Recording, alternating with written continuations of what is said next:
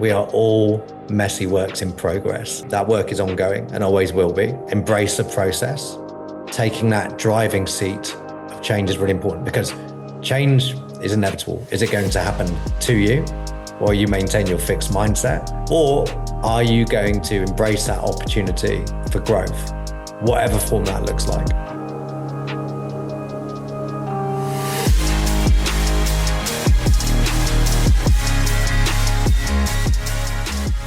Welcome back to the Humble Mind podcast. Great to have you with us.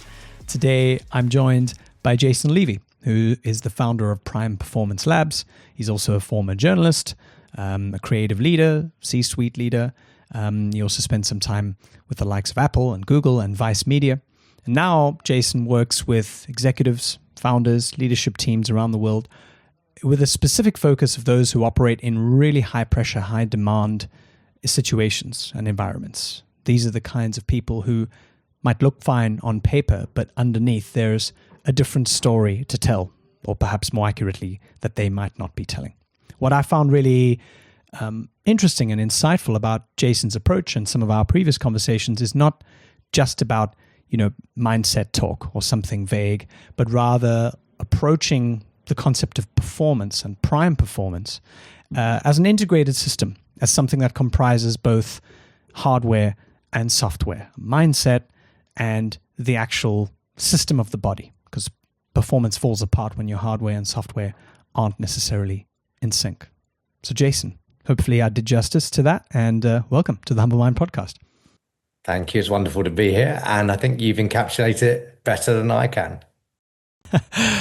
So the first time we met through a mutual dear friend of ours, Sarah Schwab, one of the things that kind of caught my attention was the fact that you spent a portion of your career at Vice Media, and to anyone who followed the Vice story over the last decade or so, they went from these kind of super cool kind of millennial emo style documentaries about common culture to $1 billion media empire. So I'm really keen to hear about how your story with Vice unfolded, where that started, where that ended, and what your experience was like working with a media company like that. Sure. So 5.5 years with Vice, initially as managing director for Middle East and Africa. I was based in Dubai at the time, and then subsequently became senior vice president of international growth. A wonderful, vibrant, dysfunctional, brilliant family. So Vice, as you rightly touched on, does some incredible content, but it was actually across a lot of verticals. So you had Virtue, the creative agency, you had Vice Digital, you had Pulse Films, responsible for the likes of Gangs of London, etc., and you had Vice News. So some remarkable creative talent. So a real privilege to work there for that period and be surrounded by and learn from some of the best creative talents I've ever known. And there was also something magical. I mentioned dysfunctional in a tongue-in-cheek manner, Alex. You know the power of creativity. And I think Vice, whatever its faults, and of course it had faults, was a home for the orphans, the waifs and strays who didn't fit into corporate life and wanted somewhere where they could express themselves. And I have really good memories of watching some of their, kind of direct to YouTube documentaries, even in my student days, where it was really just this kind of cool, disruptive, almost gonzo style of, doing journalism, being the story, being in the story, but kind of showcasing something really authentic and different, which I think stood out very much and captured the attention, I think, of a lot of young people, but also sort of, changed the way that journalism could be done. It's not your dad's CNN, BBC style kind of, quite stiff and boring, dry stuff, but rather kind of real stories about real people. But absolutely. I mean, we're in a world now where authenticity is grossly abused as a term. But I think one of the things that Vice genuinely did was tell authentic stories. And give a platform to voices that otherwise wouldn't have been heard. I mean, when I joined, we launched the Middle East and Africa division for Vice. And a huge part of that mission was to give a voice to young Arab voices who weren't able to be seen and heard in a normal way through traditional state-run media. And I think that was really important on a number of levels, not least on a global level, getting the chance to tell their stories and get away from those terrible one-dimensional stereotypes that were pretty pervasive and still are, sadly, actually. So in your work, not only with Vice, but a couple of different organizations over the last few years, you've changed tack, you've changed course, and now you work in a very different space. Talk to me about the trajectory that brought you here to where you are today. Yeah, sure, because I can appreciate it can look like a dramatic change, but actually there's a common red thread. So I started, as you touched on, as a journalist. I realized fairly early on in my career that I was a good, solid 6, 7 out of 10 cart horse as a journalist, as a storyteller.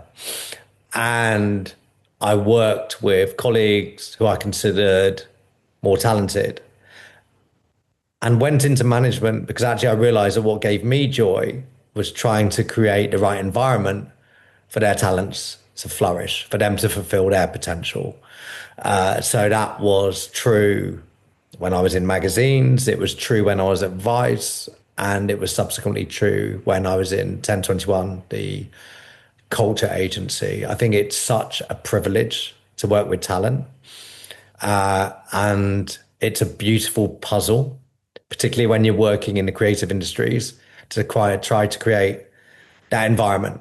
And to also, I think, work around that tension point between creativity and commercials. So the move now into leadership development is driven by actually the same propulsion. How do you support people to fulfill their potential? In this case, we're talking about in corporate life. But I think obviously, as you touched on with that integrated approach, one bleeds into the other. Your professional life bleeds into your personal life and vice versa. You know, this idea that somehow you can leave the office physically or metaphorically and somehow shut the door on your feelings and emotions is of course nonsensical. And yet far too frequently we are still operating as if those silos are real. So, okay, so let's zoom in then a little bit into leadership development, because this is not a new space. The questions that you're asking, and indeed in some of the work I do that I'm also asking, these are not new questions. But at the same time, they're stubbornly difficult to kind of answer, or at least to get to the point where we can get to the point where ultimately leaders are changing some of those behaviors and some of the habits and the way they make decisions, so that there's more of an inclusive way of how they lead. They can change the culture from the inside out. They can be balancing, profit with purpose, all of that. But there seems to be no shortage of noise when it comes to, all the how-tos, how to do this, do that, do more of this, sleep more, blah, blah, blah, blah, blah. So if the world is something that can be kind of hacked with better advice, why are we still in a period where we need leadership development? Or, is there something that's not working? Is there a view that you have on how to ask that question? I know I'm asking a few different questions there, but it's just such a kind of a dense area, isn't it? Yeah. So I'll start with a very clear statement from my side, which is Prime Performance Labs is not the panacea. Ultimately, what matters most is what works for the individual or the team. I am extremely against what we see most frequently on social media, which is this top-down approach of very, very simple solutions to very complex issues. It's an illusion. And it's also encouraging people to abandon their authenticity to try and fit into straitjackets, normally for commercial reasons. So my attitude is we will work with you. We will meet you where you are. And crucially, we don't have, apart from the integrated approach and where possible being evidence-based, we don't have a definitive model because every individual is unique. Their circumstances are unique. Their challenges are unique. And so each one requires bespoke work. There's a second very important piece here, which again, I think is really important to convey. We're in a world where far too frequently there are not just prescriptions, but there are hacks or fixes. Again, we're very explicit with anyone we work with. Our role is not to fix anyone. That's their job. They must have agency over their life and their behaviors. I think the reality is many people are stuck because they've got so much going on in their head and in their life and workplace. So our role is to help them understand their status quo, help them understand their relationship with their external environment, and that allows them to make informed decisions about what they want to do. Because the one thing that we all know, change is really, really difficult. We spoke about this before. Simple does not equal easy.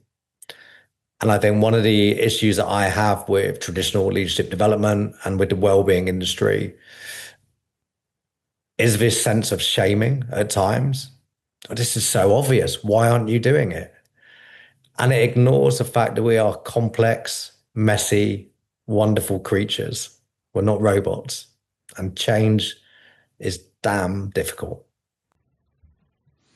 Yeah, well said. I particularly really resonate with what you said about the fact that it isn't about being fixed from the outside, but rather realizing that there's a sense of agency that everyone has around the things that they're in control of and the things that they're not in control of. And as much as we might want to lament all the things that we can't control, things that we can't fix right away, we can, it's like that way of defining responsibility, ability to respond, which is an oldie, but a goldie.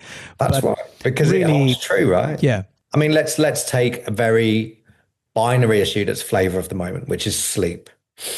Now, we will, based on evidence, advise anyone we're working with about the importance of sleep, not just in terms of physical rest, but in terms of it's really important for the learning process of the brain, recharging your cognitive resources, not just your physical energy. Balance against that. Imagine you're a founder.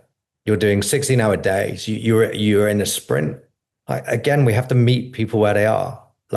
Look, we can share with you the evidence, but if you are completely in the trenches and also loving your work and getting reward and purpose from that, then it's a perfect example of where there'd be occasional trade-offs. And that's okay. This idea of, okay, you should be getting 8 hours a night definitively. Otherwise, you're going to die 10 years early. I don't think it's remotely helpful. I don't think it's constructive. And I think there's an element of patronizing very intelligent, smart leaders, whether they're founders, entrepreneurs, or executives. Share the evidence, support them, shine a light on possible pathways. But again, let them do them. I suppose so many of these kinds of things become a lot more necessary, or perhaps something that someone maybe for the first time is forced to look at or to reflect on after there's been some kind of crisis, after there's been some sort of burnout or an episode where, whoa, okay, I've kind of, I've neglected my health, or I've not paid attention to this, or, I'm not sleeping properly, I'm not spending enough time with my family, whatever those things. And they kind of culminate into sometimes a total crisis or perhaps a huge health episode of some kind. And then there's the, okay, I've got to change. Do you think that it's only possible to make those kinds of changes after we've come into direct contact with something sometimes really painful or something really difficult, or not? Do you think that we have to have that kind of brush with a difficult experience in order to realize it for ourselves, or is there a way to preemptively realize that before, the pain sets in? So rationally, there's a way to recognize it preemptively. There's a reality where a certain level of pain will induce a quicker response. So let's look at reality. We work with a lot of people who operate in what we call the simmering six. That's that 6 out of 10 zone where they are trying their best, but know they're falling short of what would constitute their 10 out of 10. So we all know the symptoms of the simmering six. The optics are you're still getting the job done, but you're feeling always on, you're exhausted, your sleep is probably problematic, you have the occasional brain fog. So many people will prefer the pain of the familiar to the unknown that is change. So they will sit in that simmering six until an event.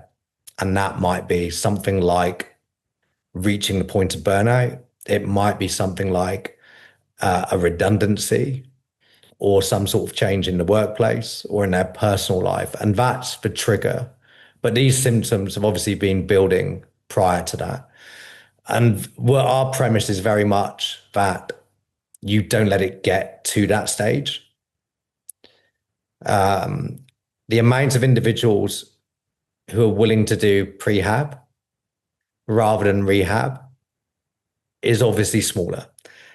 But it's also why we focus a lot on performance, which I think, again, is a very misunderstood term because it's been appropriated by a certain niche, shall we say, diplomatically. We're very clear about performance is simply showing up at your best, which is why we refer to prime as well, because prime is a relative term. This is about you at your best, not you compared to a colleague, not you compared to Elon Musk's daily routine.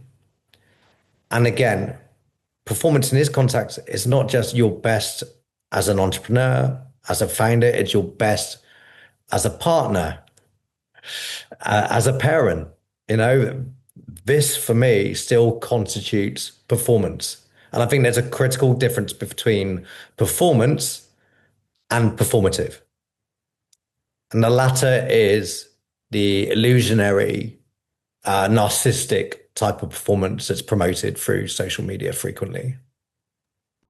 Yeah, well said. I'm reminded of that old quote, comparison is the thief of joy. Absolutely. And it's easy to get lost in these kind of, I should be there, or why aren't I doing this? And that was something that used to affect me personally for years. I was like, I really should be, running a 25-person startup in Manhattan or London right now. What am I doing with my life? But I suppose after really coming into grips with the kinds of questions that I wanted to have more clarity on, and through a few different things that I've been doing and looking at and finding new practices over the last few years, I realized that I was asking myself the wrong questions. I didn't actually want those things. I wanted different things. And I suppose when I took that agency, when I was honest with myself, and when I realized I don't have to be running someone else's life, I just need to be running my one, then it became a lot easier to, I think, just to have a little empathy, self-empathy, Yeah, I love that. And then it's, we talk a lot in our work about self-compassion, which again, I think is a very misunderstood term. Self-compassion for us is actually about courage, and it's about wisdom. The wisdom to take the time to truly get to know yourself versus the stories we can tell ourselves and that need to be unraveled at times. And then the courage, because going back to the earlier point, change is really difficult. And change is even more difficult when you're swimming against the tide. So what I mean by that, for example, is when you're in a culture of presenteeism, walking out the door at 6 p.m. when others are glorifying the grind, you may rationally know A, you've done everything required of you. B, you'll show up better the next day for having stopped at 6.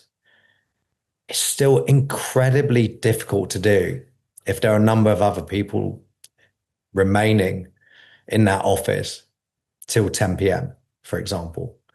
So that's why I believe courage is a genuine word when it comes to self-compassion. Mm. Yeah, beautiful. Did you have a version of that personally for you? Where you mentioned earlier the kind of the cost of change versus the cost of doing the same.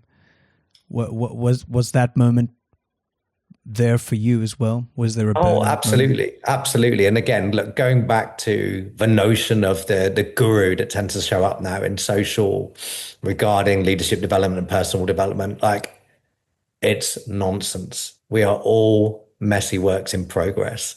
Um, and I think for me, that work is ongoing and always will be. Embrace the process is what I say, versus beating yourself up about not being perfect. That's an illusionary quest. I think for me, what was the watershed moment? The watershed moment for me was I was in a role that on paper looked wonderful. Global COO. Two main clients were YouTube and Apple Music. So technically, everything I'd worked towards. What was missing? Um, Values misalignment. That was a huge thing for me. Um, so, and I think that's really important when we talk about subjects such as burnout. I think there's a binary tendency to talk about burnout through the lens of hours, amount of hours consumed. And of course, going back to the integrated approach, you need to look after your hardware. So hours do have an impact over time. However, equally, I've been in situations working 16-hour days, surrounded by brilliant people who are committed to doing great work. That's incredibly enriching. It's empowering. It's rewarding. It gives you a sense of energy that propels you forward. Equally, you can be in a role where you're working 8 hours a day. And if you don't feel seen and heard, if Mm. you feel there's a very strong misalignment in terms of values, it's affecting your integrity, your ability to express yourself authentically, then that can take a very, very heavy toll, but ultimately manifests itself physically as well. So I was very aware that the story I was telling myself, this is everything you've worked towards. Resilience is your badge. You're the guy who's always willing to go harder, faster, longer. Like embrace the pain. I had to unpick that. And of course, I didn't do it alone. I was very fortunate to be friends with a wonderful executive coach. So I practiced what I preached. And I said, I've always prided myself on my resilience and my ability to overcome challenges. Mm. And she was incredibly perceptive. And she said, resilience is an incredibly important quality, but only when it's aligned with progress and with values. And the type of resilience you're experiencing at the moment is like a rugby prop forward smashing his head into the scrum every day and going nowhere Yeah. and just doing damage to himself. Mm. You haven't got an end destination here or an end goal, and you certainly don't believe in the process. Yeah, there's something to be said there about the kind of the direction of effort and progress rather than just that blunt force in any direction. And I suppose that's what she was prescient to tell you. Sounds the kind of That's advice right. I think we could all do with. Yeah. Yeah. Yeah. And I think it relates very strongly to energy. Again, it's such a nebulous, wonderful thing, energy. We're in an era where we understand more than ever about our bodies and our brains. But energy is a perfect example where people can still misunderstand it. So you have people obsessing over their sleep data, for example. Mm. And I think tracking with sleep data is perfectly legitimate and can be a useful tool used sparingly. However, we're in a tendency now to over-index on it. It's back to wanting simple solutions to complex issues. Mm. And so if I find anyone who's enthralled to their sleep data, I tend to give them a very binary situation. So, imagine that you're running a business and you've had 8 hours of wonderful sleep. You go into a meeting with your biggest client that morning, you believe everything's amazing, and they turn around and say they're pulling all their business from you. It doesn't matter what your sleep data says or how you are feeling in terms of energy level prior to that meeting. You're going to be on the floor and probably for the next few weeks as well. Flip side, you go into that same client, but you've only had 3 hours sleep because you're nervous. You think the account could be going. And you turn around and say they're going to double their business with you. Now, you may have only had 3 hours sleep. You may have walked into that meeting feeling like an extra from The Walking Dead. You're walking out of there ready to do 12 rounds with Mike Tyson. That's the magic of energy. And so again, it goes back to the importance of really understanding our own data and interpreting our own data rather than constantly seeking to outsource it. Yeah. I suppose also this coming back to this idea of performance not being performative and not being something that is at the mercy of being compared to someone else. Reminds me of this guy who used to be a coach for runners and long distance runners, and he was always saying, you've got to run your own race. It's not about beating the other guy's time, but it's about being your personal best and what is your time, and you're only kind of in a dead heat with yourself, not anyone else. And I think that takes the kind of the needless competitiveness out of it, which is a relief, I suppose, but also I think it helps to return to this idea of things being a practice and entering into better rhythms and rituals with yourself over time, because any big changes require time. Almost nothing is fixed overnight. And you're going to need that energy, but also that sort of dedication to being able to go, well, okay, maybe I didn't make it today, but tomorrow I can try again. And maybe that'll be a personal best. Maybe that'll be an improvement. Absolutely. And it's critical to it is embracing the process. Getting away from the illusion of artificial destinations and accepting that progress is never linear. And true progress is almost, without exception, incremental. And I think underpinning that is a curiosity about yourself. What is me at my best? What nourishes me? What feeds me mentally, physically, spiritually? Rather than just following the pack or doing something because you're told to. I think that's really, really crucial, particularly because there's one absolute that we tend to forget. We are not calcified individuals. We're in constant change and evolution. So what nourished us 5 years ago potentially doesn't hold true anymore. Yeah. So again, this is why taking that driving seat of change is really important, because change is inevitable. So is it going to happen to you while you maintain your fixed mindset? Or are you going to embrace that opportunity for growth, whatever form that looks like? It kind of tees up to the question I have in mind now, which is, do you think the goal of better or prime performance, performing at your best, is to create more capacity to do more stuff? I can get more out of the day. I can get more out of, every single energy cell in my body. Or is it to create space so that there isn't the need to rush to fill the plate, to fill that space, but for that to then perhaps, allow new things to happen? Yeah. Again, the answer is never binary because it depends on the individual.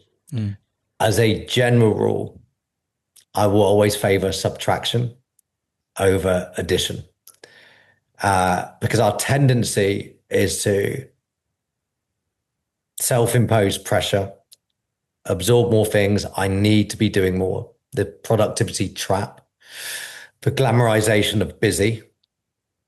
Mm. And I think it's a fallacy. I think if we look at the things in life that we find most fulfilling, most rewarding, it will tend to be deep, meaningful work. And we will tend to express that through how we felt versus the tick box of productivity. Mm. Again, I say this with tongue planted half in cheek, but so many people will talk about something like a wedding day being the most magical day of their lives, most important day of their lives. I've yet to meet anyone say it was that important day because they managed to bring it in under budget and everything happened on time. Yeah. So as I said, it's a tongue-in-cheek reference point to it, but I think productivity again is somewhat illusionary. Mm. So when I say do the work, I'm talking here about holistically work on you as a person and do the things that genuinely Mm. nourish you. Again, one of our very, very strong principles at Prime Performance Labs is because we are complex emotional creatures, it's completely legitimate to treat emotions as data points. They're Yes. wonderful insights. So if you are, for example, we're doing this in January, and your New Year's resolution, doing some form of exercise because you feel you have to, and doing it feels like torture, like, don't do that exercise. It's not sustainable. You don't enjoy it.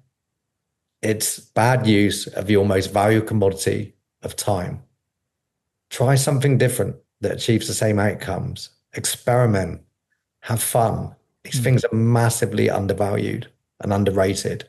And we know, thanks to neuroscience, that these are the kind of activities where you're having fun, where you're enjoying yourself, are wonderful for brain health. There's this misnomer that play is a reward for great work.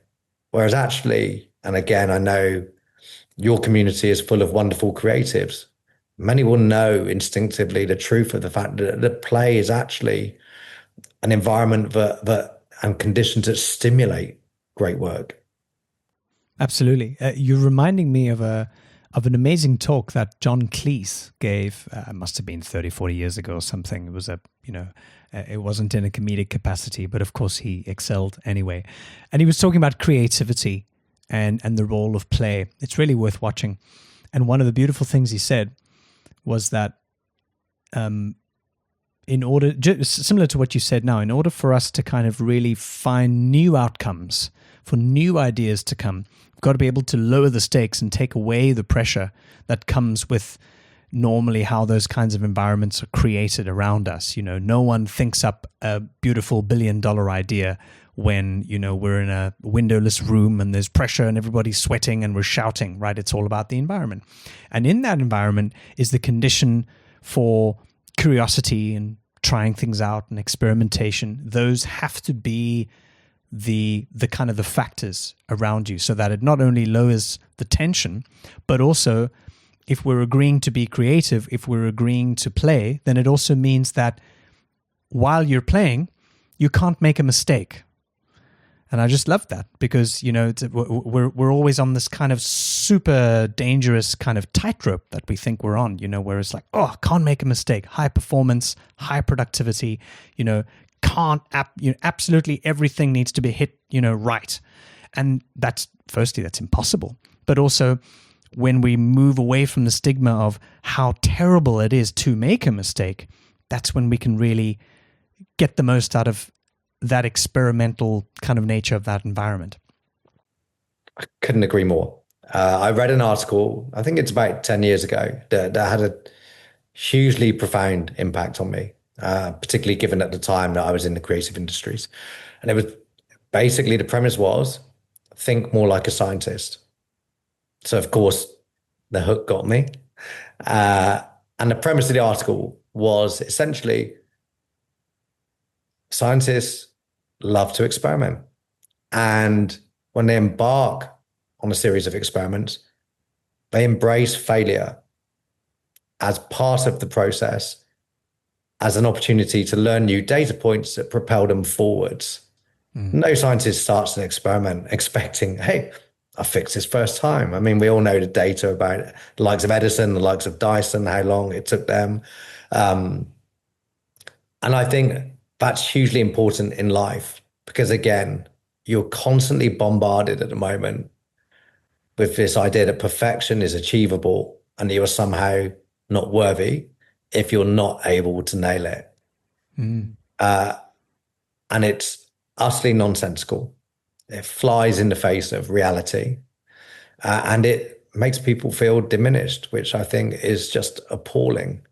And embracing play and experimentation is freeing in that regard, particularly when we're weighed down by things like status and identity. Yeah. Once again, going back to the stories we tell ourselves, the high bar we set, which we're, most of the time hopeless to try and achieve just because it was the wrong story or we didn't see it right. Yeah, and absolutely. And I suppose also when we're looking at this through the lens of those high stakes in the need to perform, we can talk about celebrating failure, that old Steve Ballmer quote, to increase your rate of success, increase your rate of failure. Sounds great. And it is the right advice and it's the right thing to do. But no one is going to sort of just say that in the middle of a shareholder meeting necessarily. Like, guys, let's fuck up a bit more often. Let's start doing that, So it's the right message, but so hard to communicate and so hard to love while you're doing it as well. That's right. And I think you've touched on a wonderful inherent tension point, which goes back to the importance of nuance, which is if it's a commercial setup, how do you create controlled conditions for experimentation?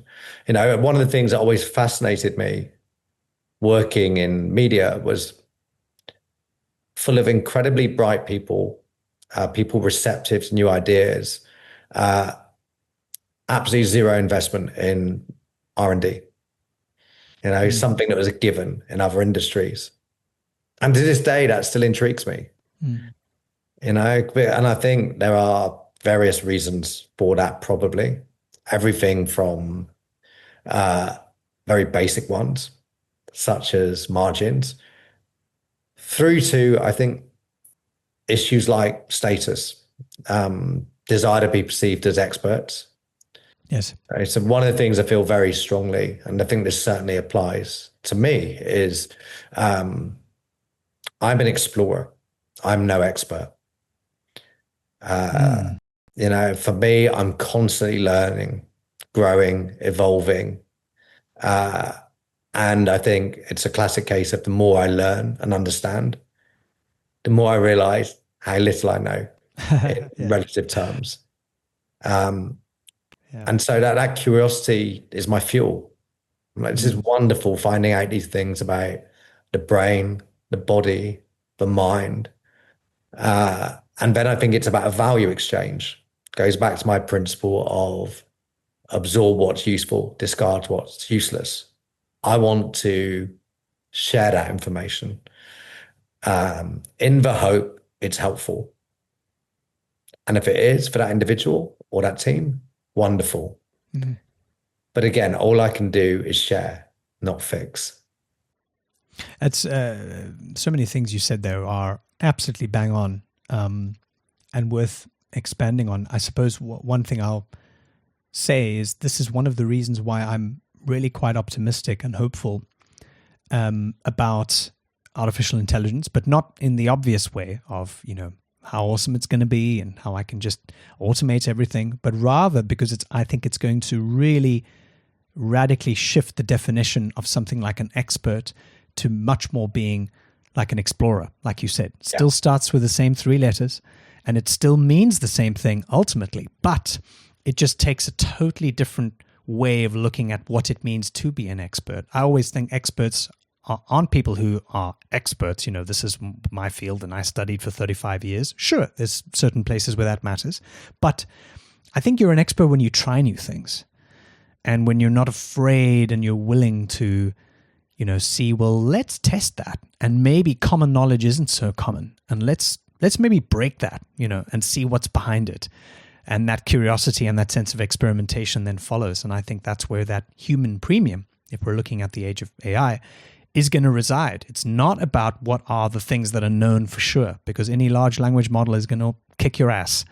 It's about the things that we don't know and the more creative ways we can interrogate our own ignorance. I love that. I love that. And I agree so strongly. When I'm very fortunate in this chapter that I get the opportunity to spend time with some incredible minds. I use the word great very cautiously, but I believe some of them are great in terms of not just their brains, but their humanity, their compassion, their empathy. What are the defining features that they display even when they're working in different realms? It's integrity. But also, I think a crucial one is humility. And I don't mean the false kind of humility. I mean in the sense of none of them would describe themselves as experts. Absolutely none.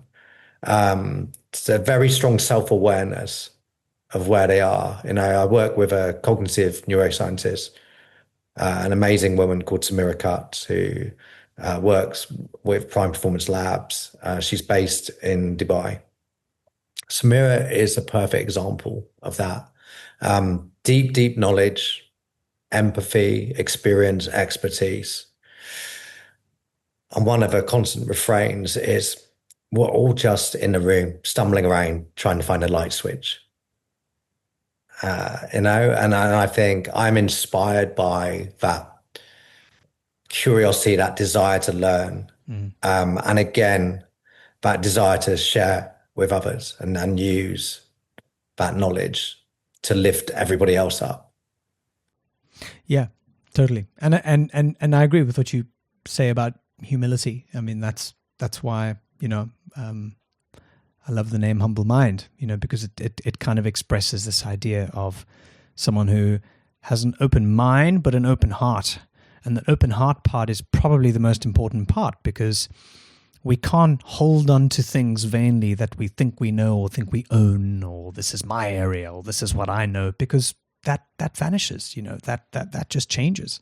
Life is precious in so many ways. And so the only option is to be humble, and for it to okay, easy come, easy go. That's okay.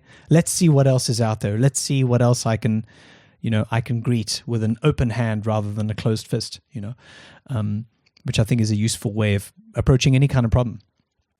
It really is. It really, really is. I think this, one of the challenges in politics at the moment is, again, this tendency to promote simple fixes to very complex problems, and this idea that you can just bulldozer through very complex societal issues just through force of will. And it's incredibly detrimental on so many levels. It's and ultimately doesn't tend to deliver positive, sustainable, long-term change. Is there a way that you think about vulnerability? Because I think that's another super important, absolutely anchoring concept, but it's also sometimes mired or delivered in the kind of language that sort of snaps you into thinking like, oh God, now I need to, cry on cue, or, I've got to, use certain words I'm not, usually comfortable using. Is there a sort of a kind of an idiot's guide to thinking about vulnerability in a way that really does communicate what it should mean, and the value of real vulnerability, being authentic? I'm so glad you raised this, because I have very strong views on this. vulnerability is intrinsically linked to courage. Mm. So if I look at great leadership, what does it involve? It means being willing to lead into the unknown. It means being willing to stand up and be counted when the outcome isn't predetermined. So the very act, the courageous act of leading, vulnerability is a prerequisite of that behavior. Anyone can lead if it is easy. Anyone could lead if they know what the outcome is, right? To step into the unknown requires courage and vulnerability. They are two sides of the same coin. Mm. Even down to the roots of the word courage comes from the French "coeur," which is the heart. So it's straight from there, and that's where the greatest things we have to teach come from. Not from our heads, but from who we are. Yeah. Again, mind-body connection. Mm. Mm. It's this again of emotions as data.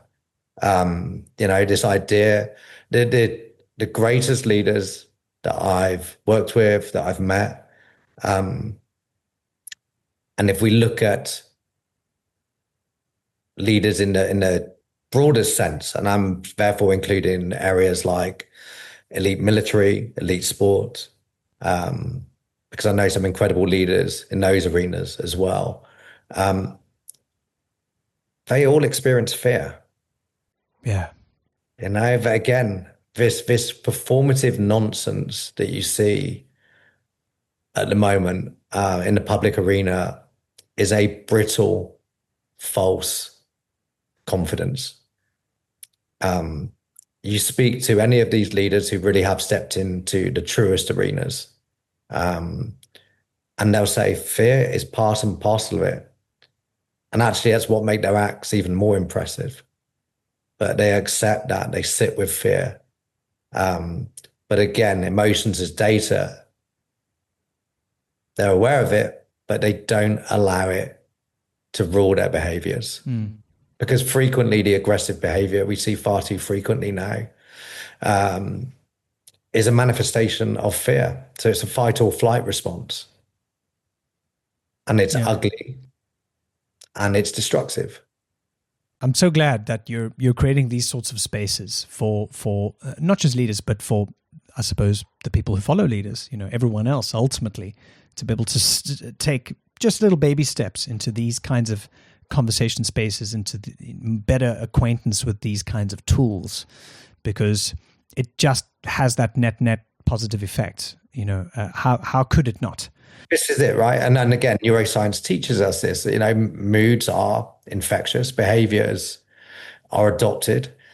And so it's so important that anyone in a leadership role is aware that their own actions have consequences, unintended or otherwise. And to be very clear, we obviously are a business and will work with a certain level of leader. But in terms of my own personal beliefs, anyone's capable of leadership. People show up every day acting as a leader.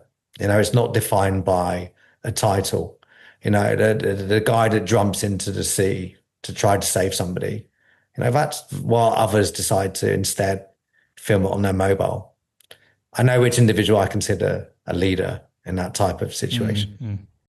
Beautiful. I've really enjoyed our conversation, and I know that there will be many more. Before we go, what's in store for Prime Performance Labs and your journey this year, 2026? What can we look forward to seeing? Great question.